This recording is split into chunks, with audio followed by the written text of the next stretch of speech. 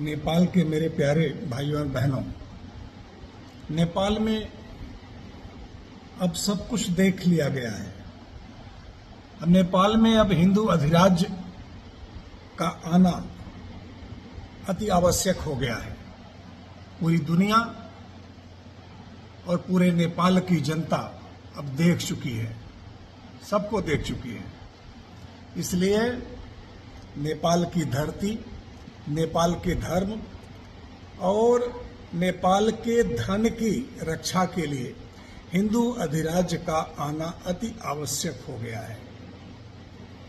अब नेपाल की एकता, नेपाल की पहचान और नेपाल के सम्मान के लिए हिंदू अधिराज्य का आना अब अति आवश्यक हो गया है।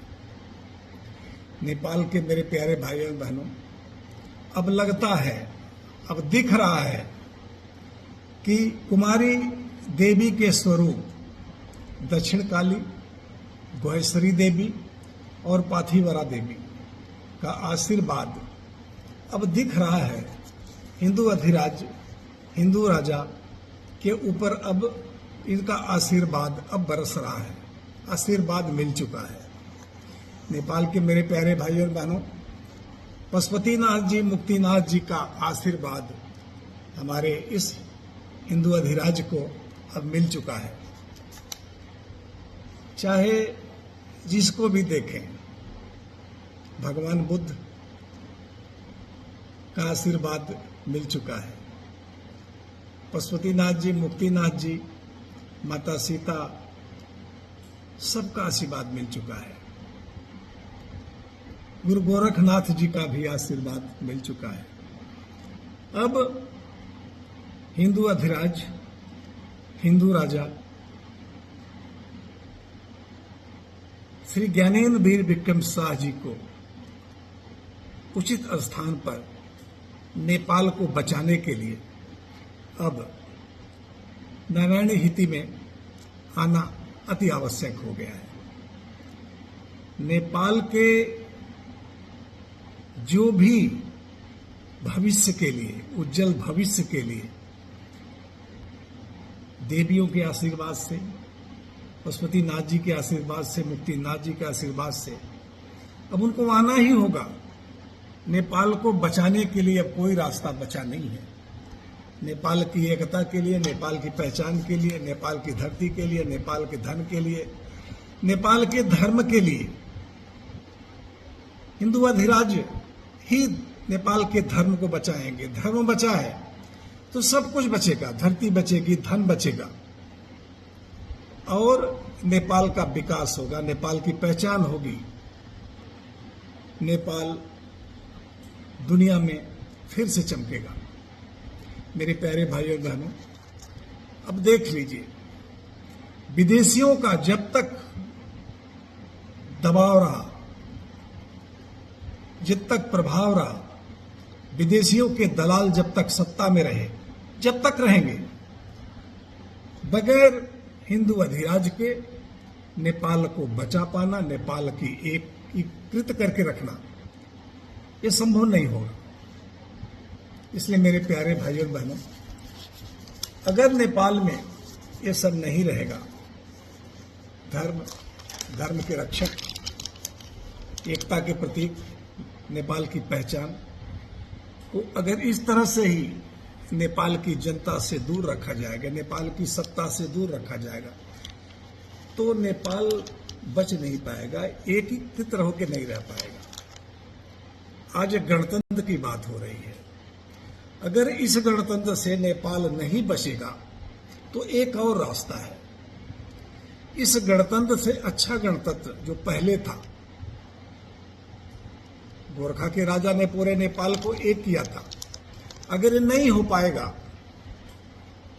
तो जो भी पहले चीजें थी उसमें 24 राजाओं का एक समूह था, पश्चिम, सुदूर पश्चिम, मध्य पश्चिम में, उनको आना होगा। 22 राजाओं का एक सुदूर पश्चिम, मध्य पश्चिम में समूह था, उनको सत्ता में आना होगा। और डांगी राजा की औलाद थारुओं को फिर से सत्ता में आना होगा और मगरात के राजाओं को, चाहे 12 मगरात चाहे 18 मगरात, राजा के समूहों को फिर से सत्ता में आना होगा और लिंबू राई के जो राजा एलम्बर की औलादों को, लिंबू रायुओं को फिर से सत्ता में आना होगा। इसी तरह से झापा और मोरंग में राजवंशियों को अपनी महान सभ्यता, जो कूच बिहार की सभ्यता, वहां के राजा और चिला राय जैसे सूरवीरों के सत्ता के अधीन फिर से आना होगा और इस तरह से पूरा का पूरा नेपाल, मकवानपुर के राजा दिग्बंधन सेन जी को, औलादों को सत्ता में फिर से आना होगा। इस तरह से पूरे नेपाल को फिर से उन्हीं पुराने राज्यों में आना पड़ेगा और उनकी औलादें फिर से अपने अपने राज्य को बनाएंगी, तब उस तरह का नया गणतंत्र बनेगा। ये जो आज का गणतंत्र, जो लूट तंत्र बना हुआ है, इस गणतंत्र से कुछ नहीं होगा, कोई खुश नहीं है। आज कुछ विशेष जातियों की ही सत्ता चल रही है।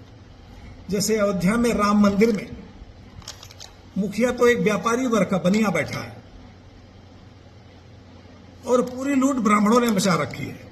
पूरी अयोध्या लूट ली, अयोध्या को लंका बना दी, लंका कांड हो गया अयोध्या में। उसी तरह से नेपाल में भी विदेशियों ने एक व्यापारी वर्ग को सत्ता में बैठा दिया, सिंबॉलिक, लेकिन नीचे लूट सब वही ब्राह्मण ही रहे हैं।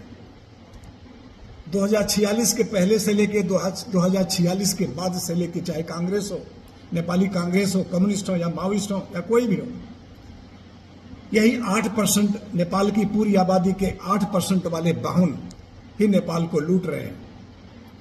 आज भले ही सिंबॉलिक रूप में एक व्यापारी वर्ग के बनिया को बैठा दिया हो सत्ता में, लेकिन उसकी आड़ में सारे ब्राह्मण ही लूटने के लिए बैठे हुए हैं। बड़े बड़े अपराधी, कितने ऊपर केस चल रहे हैं, लेकिन वही सत्ता चला रहे हैं। बीजा पकड़ फंसे हुए हैं। जितने भी समितियों के प्रकरण में फंसे हुए हैं, तमाम केसेज है, जेल ब्रेक में फंसे हुए हैं, लेकिन फिर भी सत्ता वही चला रहे हैं। तो अयोध्या में लूट जो हुई, नेपाल की लूट एक ही जैसी है। वही लोग लूट रहे हैं नेपाल को, 8% आबादी वाले। आज वही लोग नेपाल की एकता के लिए खतरा बने हुए हैं, नेपाल की पहचान के लिए खतरा बने हैं, नेपाल के धर्म के लिए खतरा बने हैं। तो नेपाल के मेरे प्यारे भाइयों बहनों, आप लोग सोचिए, अगर यही गणतंत्र है तो पुराना गणतंत्र क्या खराब था? फिर से वही राजा अपने आए और फिर से नेपाल को एक करके फिर से गणतंत्र बनाए। क्यों? अगर ये लोग नेपाल की एकता के प्रतीक श्री पृथ्वी नारायण शाह जी को अपमानित करेंगे, उनके आने वाली वंशजों को अपमानित करेंगे, उनका खून करेंगे, मर्डर करेंगे, सत्ता से बाहर रखेंगे, तो रास्ता क्या बचता है? पुरानी पहचान को फिर से लाया जाए, फिर से उन्हीं लोगों को सत्ता में बैठाया जाए और वही लोग एक गणतंत्र बना के फिर से नेपाल को एक करके बनाए। क्योंकि ये लूट तंत्र वाला गणतंत्र नहीं चलने वाला है। ऐसे मेरे प्यारे भाइयों बहनों, देख लीजिए, देवियों का आशीर्वाद है, पशुपतिनाथ जी का आशीर्वाद है, मुक्तिनाथ जी का आशीर्वाद है, गोरखनाथ जी का आशीर्वाद है, माता सीता का आशीर्वाद है, भगवान बुद्ध का आशीर्वाद है और तीनों देवियां, कुमारी देवी के स्वरूप गोयश्री देवी का आशीर्वाद है, दक्षिण काली का आशीर्वाद है, पथिवरा देवी का आशीर्वाद है, सबका आशीर्वाद है। इसलिए अब इनके आशीर्वाद से हिंदू अधिराज, हिंदू राष्ट्र, हिंदू मोनार्की और श्री ज्ञानेन्द्र वीर विक्रम शाह जी को सत्ता में आना होगा, नेपाल को बचाना होगा, नेपाल की एकता के लिए, नेपाल की समृद्धि के लिए, नेपाल की पहचान के लिए। और नेपाल की धरती की सुरक्षा के लिए उनको आना ही होगा। और अब वो आ रहे हैं। अगर उनको आने से कोई रोकेगा तो मैंने कहा ना, फिर से वही पुराने राजा फिर से आएंगे, पश्चिम से लेकर पूरब तक सब लोग फिर से अपने अपना राष्ट्र कायम करेंगे और सब लोग मिलकर के एक नया नेपाल का धार्मिक गणराज्य बनाएंगे, जिसमें हिंदू, सनातनी, बुद्ध, किरात, जो भी सनातन धर्म के लोग हैं सत्ता में आएंगे।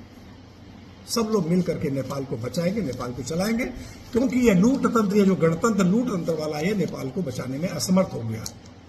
सब लुटेरे बैठे हैं, सत्ता में फिर से आ गए हैं। नेपाल के मेरे प्यारे भाइयों बहनों, मैं किसी जाति विशेष का नहीं कमेंट नहीं कर रहा हूं। दिख रहा है सब कुछ, अयोध्या में वही दिख रहा है।